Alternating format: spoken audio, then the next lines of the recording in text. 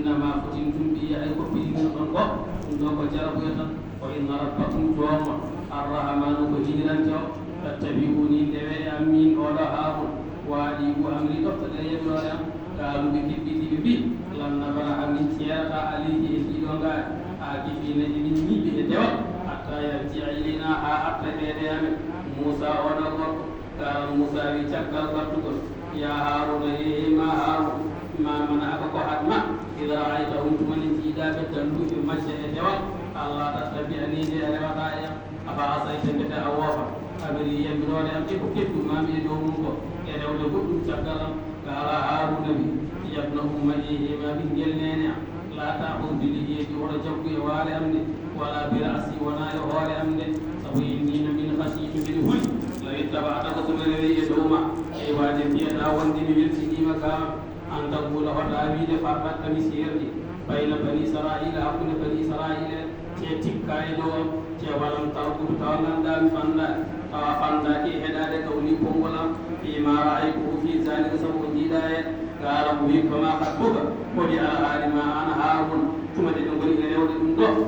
ganduɗa kanko moussa mo haala wi koma hattuka holi alhaali ma e gollude ɗum ɗo ya samiri e yema samiri gaala wi basutumi hollama bima lam yettudu bihi ko on holla allah andini kam ko on gandano ƴettude ɗiɗo leydi immade koye ngam kuccu jibril ƴettuɓe jinma leydi tawa safa gabattu tammi hen gabadaɗan tafanne min asiri e batte leydi a rasuli ganda kuccu nelaɗo kono jibril allagattuha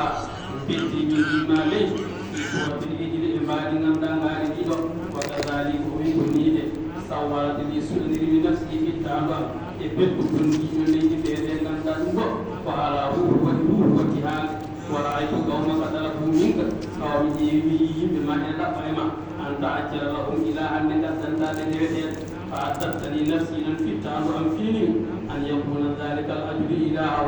beele ndiɗo ngaari wona ndeweteɗo makko minne gollumi ngaari ndi qala lahu moussa yimi fashab yah min baynina hakkude leydi ndi fa inna laka ene wodanma fil hayati in kutendagal kedde gurdam ma an takkule nde mbiyata kala mo jiiɗa laani sasa fallodiral ala ya ɗum fof kidi ya an kanti an kala mo jiiɗa noon o waɗanma tan ko mbino to ɓattomi sabu min wona peew fa kana yahihim fi lbariyati wa ida massa ahadan aw massa wahadan humma jamia omo yaha e nder aduna he kono so tawi neɗɗo memino walla o memi ɗum tan kanko fof ɗum ɗumɗat ko ɗum woni laani sasa ɗum woni o ɓatto ya a borol o ɓatto anna hada qawlu sabitun laka ma damal haya ɗon ɗo aɗa wuuri ko laami sa sarol konngol ma ala konngol la yanfou an ala konngol ngol ene nafma ka kana yasihu fil bariyati o yahalno e nder ladde o wulla laami sasa noon tan o wiyatno wa harrama moussa alayhi makalatuhu moussa no ndi moyeyi moɗon ko hay goto haade makko koto hay goto huccite makko koto hay goto wonde makko o yigaalo inna qawmu baqiyatun fihim tilkal haatira ila al an wiyama yimɓe wonduno e makko ɓe ene keɗɗoti e makko e ndin mbaadi kañumen e koye mum ko noon ko laami sasa kalɗo jaa e ko noon tan an kandi ko memodiral ala wa inna laka ne wadanma moƴƴiden kadi foɗore e lefte on ɗum lan nuhla ko allah noon lundota ko foɗore nde lan tahlima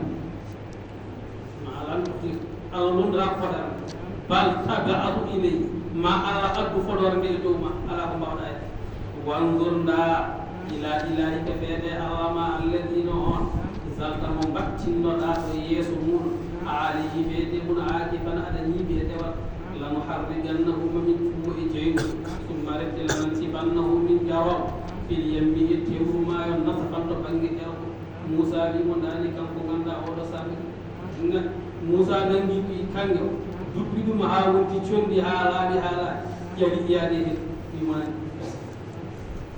wurtiti e yimɓe makko kanko annabi moussa o wiɓe innama ilahukum jeweteɗe mon gande allahu ko allah alladina on la ilaha kanɗo e rewede e gonga ala illa wasona kam wasiyayaji ɗi kulla sin kala hunde yohude elman gandal allah ne andi kala hunde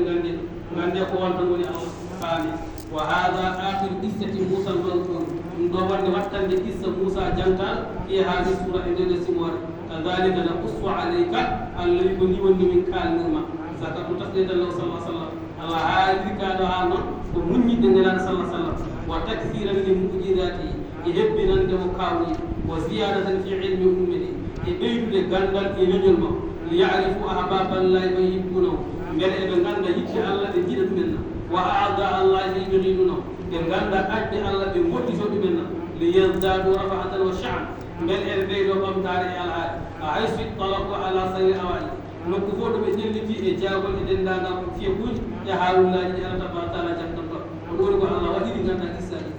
gandi woni o wi ganda wattorta ko ɗum so wona ɗumla albabiya jemla hakkillaji ko ɓen mbajorte nana tesko miijo ganda ko ɗum foti wonde ɗum fotani wonde ndew innama ilahu allah tabaraka wa taala ko woni jeweteɗo goto goɗɗo ala la ilaha illa hu wasi'a kulla shay'in ilm kadhalika allahi nino min kalin kano haalaji qissaji ni de nakusu alayka min kalin teydo ma an muhammad min anba'i khabaruji ma kan sabaka ɓen adinoɓe ɗi te wakat ataynaka min dokkim min ladunna ilmade amen zikral qur'an man arada anu kala ɗurni ga qur'an falam yu'min bihi o ɗumɗinani qur'an fa innahu no kanko yahmilu yawma alqiyamati omo rorno ñalawma dange widran bakka tuji tebbuɗi immade bakkuruji ɗi o rakkano khalidina fiha te ko ɓe ñawanaɓe casal rette wa sa'a bonina hum wonan ndeɓe yawma alqiyamati ñalawma dange himlan dongal yowonno ko ɓe ɗoni ko ala hen ko fewi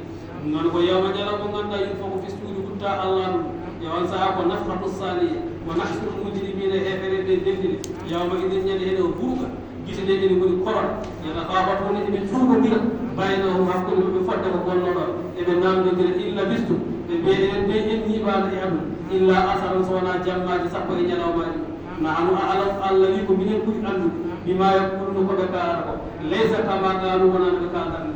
mbiɗo ko jammaji tan sappo e ñalawmaji sappo ala ko wi ɗon de id yaqulu amadaluhum tuma nde mbiɗon ko nandi e maɓɓe ɓe mbi ganduɗa tariqa tan ko ɗum laawol illa bistumɓe jiiɓaɗe illa yawman so wona ñalawma ɗum de woni wiide noon allah wi ala wona ko on ɓuuri hen ñalawma kadi il adama min ahwali ko fodde koɓe jiiɗe laata e ɓurhiri laata allah wa yasalunaka an jibaɗe an mouhammad eɓe ñowori namde yadema ga kaaji kayfa takunu yawmal qiyama hoto kaaji ɗen wonata ñalawma tan tawde allah wi leydi ne tagge asmane tagge kaaji gonɗe ɗon ɗe ɗo gonata fa qul lahum hiyande yansifuha ene ƴaro kaaji ɗe rabbi jomum nasafan e ƴaro no ceenal ƴarorteni ko noon kaaji ɗe ƴarorto takko ko kañum wawi fusde mo tagani fusata allah noon kañum tagno hayre kañum wawi safde ɗum ha sawa fa yadamuha o oppa nokkuɗo ɗe gonno an ene ɓolɗi safsafan ene foti tawa haydara goɗɗum ala ɗo